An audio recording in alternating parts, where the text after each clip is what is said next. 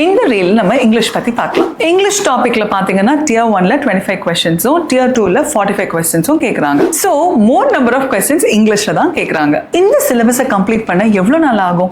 Grammar portion மட்டுமே எடுத்துக்கிட்டீங்கன்னா spot the errors, sentence improvement, indirect and direct speech, active and passive voice.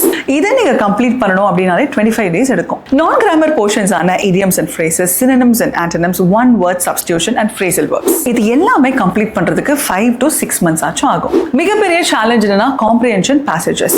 ஏன்னா நீங்க up and down scroll பண்ணணும், full sentence படிக்கிறதுக்காக to your right நீங்க போய் ஆகணும். இதனால டைம் நிறைய கன்சியூம் ஆகும். இது எல்லாமே ரெக்டிஃபை பண்றதுக்கு ஃபாஸ்ட் அண்ட் குவிக்கா ரீட் பண்ற ஹேபிட் நீங்க கல்டிவேட் பண்ணி ஆகணும். இந்த பர்டிகுலர் டாபிக் இங்கிலீஷ் மீடியம் ஸ்டூடெண்ட்ஸ்க்கு தான் ஃபேவர் பண்றாங்க அப்படின்லாம் நினைச்சுக்காதீங்க. தமிழ் மீடியம் ஸ்டூடெண்ட்ஸ்க்காக சொல்றோம். அப்படிலாம் கிடையாதுங்க. யாரு ப்ராப்பரா லேர்ன் பண்றீங்களோ அவங்க தான் பாஸ் பண்ண போறாங்க. Our new batch starts on November 22nd. தேவைப்படுறவங்க டெமோ கிளாஸ் அட்டெண்ட் பண்ணிட்டு then decide for yourself. மேலும் SSC பற்றிய தகவல்களுக்கு SSC Max Academy மறக்காம ஃபாலோ பண்ணிக்கோங்க.